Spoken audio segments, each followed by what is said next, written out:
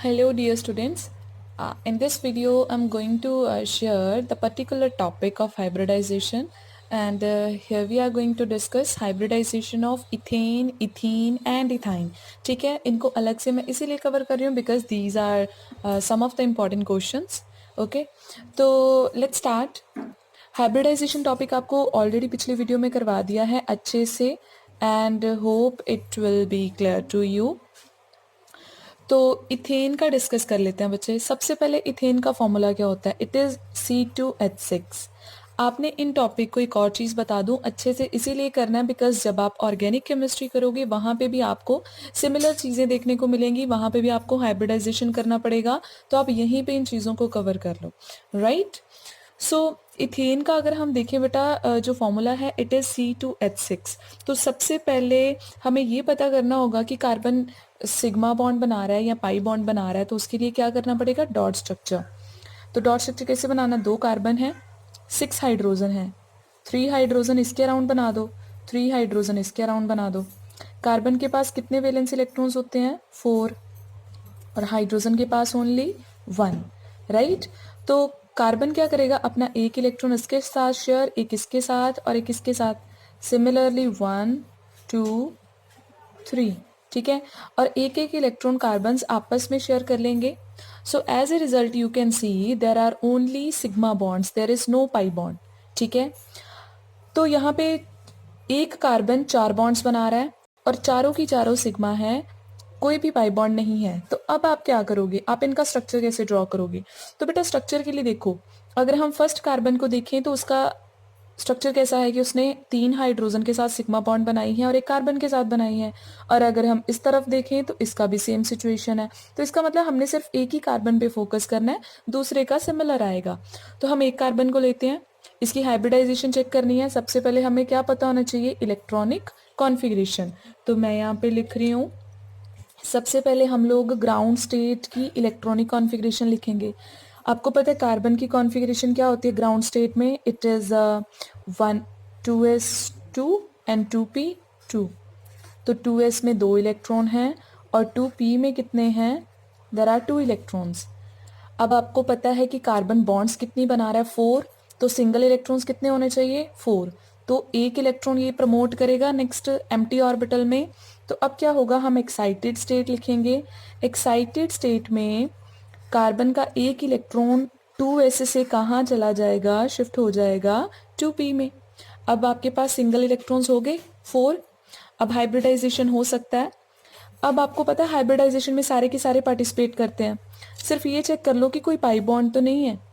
तो क्योंकि यहाँ पे कोई भी पाई बॉन्ड नहीं बन रहा तो हम क्या करेंगे? इन सबको हाइब्रिडाइजेशन में काउंट करेंगे. तो इन सब का जब हाइब्रिडाइजेशन हो जाएगा तो क्या नेम होगा हाइब्रिडाइजेशन का? sp3. Right. The hybridization will be sp3. Okay. And उसके बाद में रही बात स्ट्रक्चर की, तो आपको पता है sp3 में एक s है, 3 आपके पास p हैं, टोटल कितने हो गए? 4. तो स्ट्रक्चर कौन सा आएगा? 4 वाला, टेट्राहेड्रल. तो हम क्या करेंगे? कार्बन की टेट्राहेड्रल ज्योमेट्री ड्रॉ करेंगे. तो आपको पता ही है टेट्राहेड्रल हम ऐसे ड्रॉ करते हैं 1 2 3 एंड 4. हम यहाँ पे ना थोड़ा इस वे में ड्रॉ करेंगे. ये रहा कार्बन, इसका एक ऑर्बिटल ये रहा और 3 ऑर्बिटल इधर ड्रॉ कर देंगे.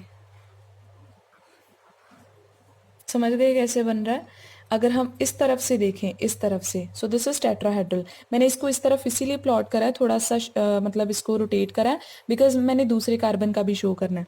तो अगर हम देखें एक कार्बन की हाइब्रिडाइजेशन क्या आ रही है? sp3. तो उसके पास 4 ऑर्बिटल्स हैं और सबका नेम क्या होगा?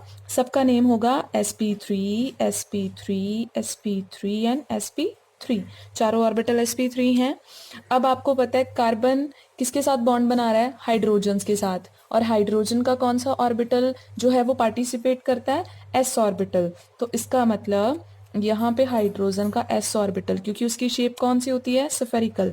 तो यहाँ पे 1s ऑर्बिटल ओवरलैप करेगा और सेंटर में आपको पता ही, आपने यहाँ पे क्या शो कर देने हैं? कॉमन एरिया में इलेक्ट्रॉन्स. ये क्लियर हो गया? ओके. तो कार्बन का एक ऑर्बिटल किसके साथ ओवरलैप करेगा? वो बेटा बॉन्ड बनाता है अदर कार्बन के साथ. और जो आपका अदर कार्बन है उसकी भी हाइब्रिडाइजेशन कौन सी है? sp3। तो इसका मतलब उसका अगर हमने ड्रॉ करना है स्ट्रक्चर तो हम कैसे करेंगे कि जो दूसरा कार्बन है उसका एक sp3 ऑर्बिटल इधर है, एक यहाँ और एक यहाँ, राइट। और इसका मतलब एक sp3 और दूसरे कार्बन का दूसरा sp3 वो किसके साथ ओवरलैप कर जाएंगे आपस में, और कार्बन कार्बन बॉन्ड बन जाएगी। और जो बाकी के sp3 ऑर्बिटल्स हैं वो किसके साथ ओवरलैप करेंगे, they will overlap with the hydrogen atom which is spherical in shape, right. तो ऐसे करके आप जो है इसका स्ट्रक्चर ड्रॉ कर सकते हो। Hope the structure of ethane is clear. Simple सा है, हाइब्रिडाइजेशन sp3 है, दोनों का टेट्राहेड्रल स्ट्रक्चर है, एंगल 109.28 मिनट आ जाएगा, ठीक है। तो होप आपको क्लियर हो गया होगा। अब बेटा देखते हैं हम इथीन का सिचुएशन क्या करना है। तो बच्चे अगर हम फोकस करें ना इथीन पे, अच्छा एक चीज़ और बता दूं, आपने इसको ना, आपको यहाँ पे डायरेक्टली ऐसे क्वेश्चन आ जाता है कि इथेन का हाइब्रिडाइजेशन बताओ, उसका स्ट्रक्चर बनाओ, फुल एक्सप्लेन करो, तो थ्योरेटिकल क्वेश्चन बनता है। तो आपने यहाँ पे सारी थ्योरी पॉइंट्स लिखने हैं, ठीक है, कि वही जनरल जो करा है उसी को बस वर्डिंग में लिख देना है, that ground state configuration is this and one of the electron is promoted to 2p orbital, so sp3 will be the hybridization, and then each carbon has 4 sp3 orbitals. 3 of the sp3 orbitals will overlap with the 1s orbital, and one of the sp3 orbital will overlap with the sp3 orbital of another carbon atom. So this is like कैसे आप explain करके आ सकते हो सारी चीज़ें, जो जो करा है उसी को बस वर्डिंग में लिख देना है, ठीक है बेटा। अब हम बात करते हैं यहाँ पे कि अगर हमारे पास आ जाता है इथीन का, है ना, तो हम इथीन का फॉर्मूला चेक कर लेते हैं। It is C2H4, this is the formula of ethene. तो इथीन का पहले डॉट स्ट्रक्चर ड्रॉ कर लें, 2 कार्बन 4 हाइड्रोजन, 2 इसके अराउंड 2 इसके अराउंड। कार्बन के पास कितने बेटा डॉट्स होते हैं, कितने वैलेंस इलेक्ट्रॉन होते हैं, 4। 2 तो बच्चे इसने हाइड्रोजन के साथ शेयर कर लिए, और एक कहाँ कर लिया, आपस में शेयर कर लिया। अब प्रॉब्लम क्या आ गई, कार्बन 3 बॉन्ड बना रहा है, उसका ऑक्टेट नहीं कंप्लीट हो रहा है, तो वो क्या करेगा, जो बाकी का एक इलेक्ट्रॉन बचा है वो भी आपस में शेयर कर लेगा, और दोनों कार्बन में बॉन्ड कौन सी आ गई, डबल। इसका मतलब यहाँ डबल बॉन्ड बनेगी और यहाँ पे सिंगल बॉन्ड। अब देखो सिचुएशन अगेन वही है, सिर्फ एक चीज का फर्क पड़ा है कि एक यहाँ पे पाई बॉन्ड आ गई है और बाकी की 3 आपकी सिंगल बॉन्ड से ही हैं, सिग्मा बॉन्ड से ही हैं।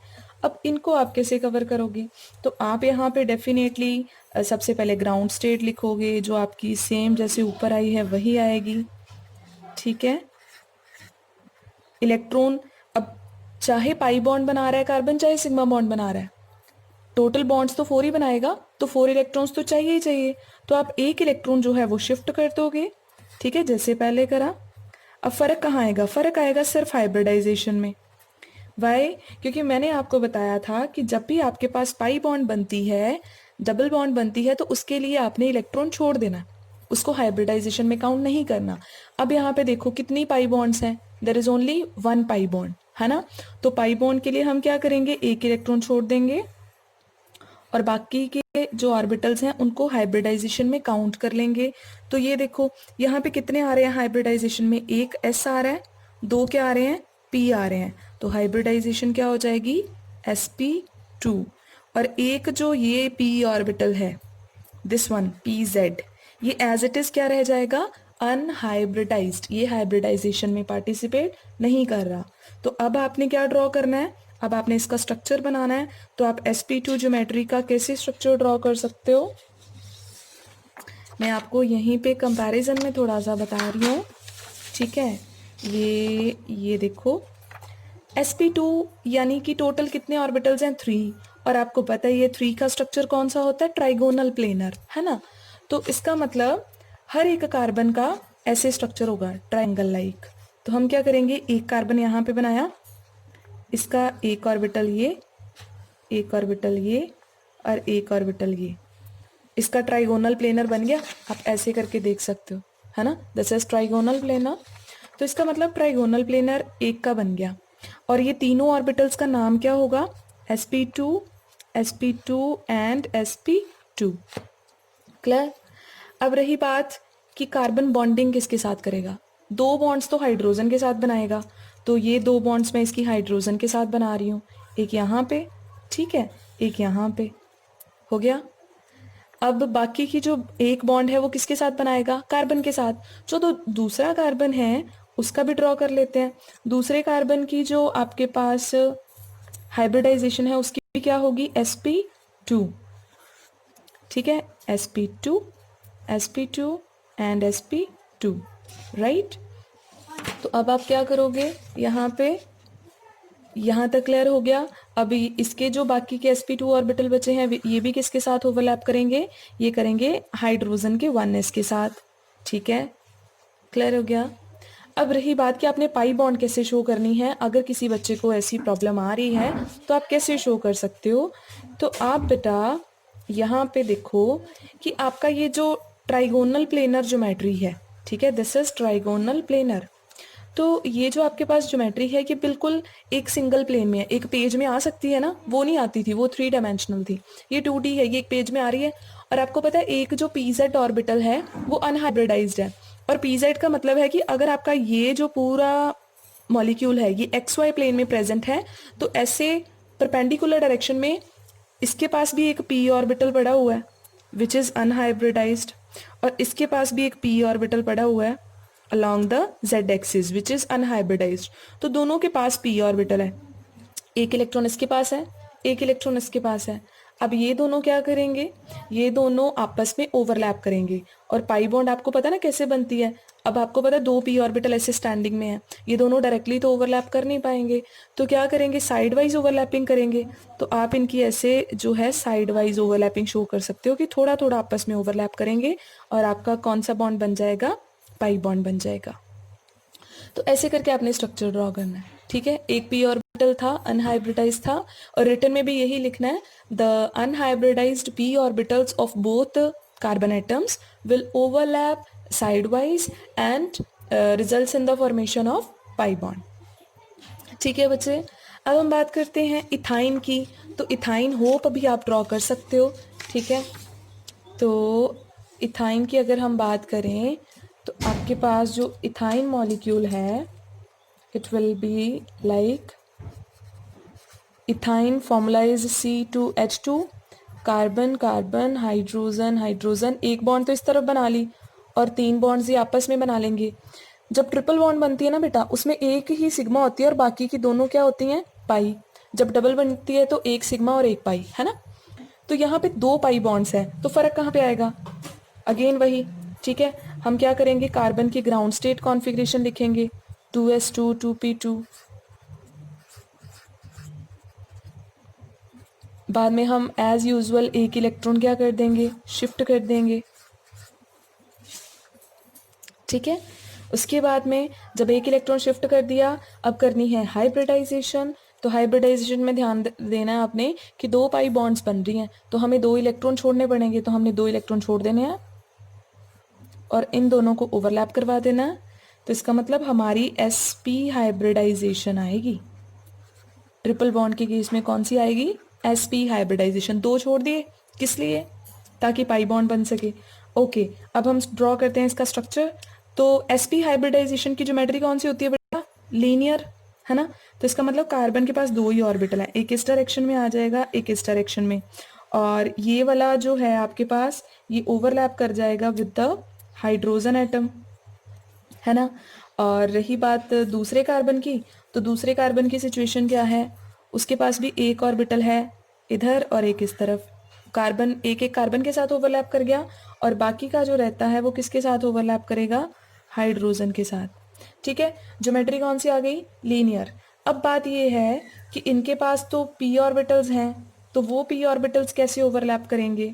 तो देखो बच्चे, इसके पास एक p ऑर्बिटल ऐसे पड़ा हुआ है अनहाइब्रिडाइज्ड, है ना। ये मान लो ये आपकी x एक्सिस है ऐसे करके। तो आपको पता है अनहाइब्रिडाइज्ड ऑर्बिटल कौन से हैं, एक py है और एक pz है। py ऐसे पड़ा होगा, है ना, मैं इसे ड्रॉ कर रही हूँ उसको। ये क्या करेंगे, दोनों में एक सिंगल सिंगल इलेक्ट्रॉन है, साइड वाइज ओवरलैप कर जाएंगे। एक पाई बॉन्ड तो बन गई। अब रही बात दूसरी पाई बॉन्ड की, तो दूसरी पाई बॉन्ड कैसे बनेगी, आप यहाँ पे शो कर सकते हो। आपको पता है ये y है तो z एक्सिस इस तरफ होगी कुछ, तो हम क्या करेंगे, एक ऑर्बिटल ऐसे थोड़ा टिल्टेड शो कर देंगे that this is along the Z axis. तो ये भी जेड एक्सिस के अलोंग क्या कर जाएगा, ऊपर एंड नीचे दोनों साइड वाइज ओवरलैप कर जाएंगे और आपके पास एक अदर जो है वो पाई बॉन्ड बन जाएगी।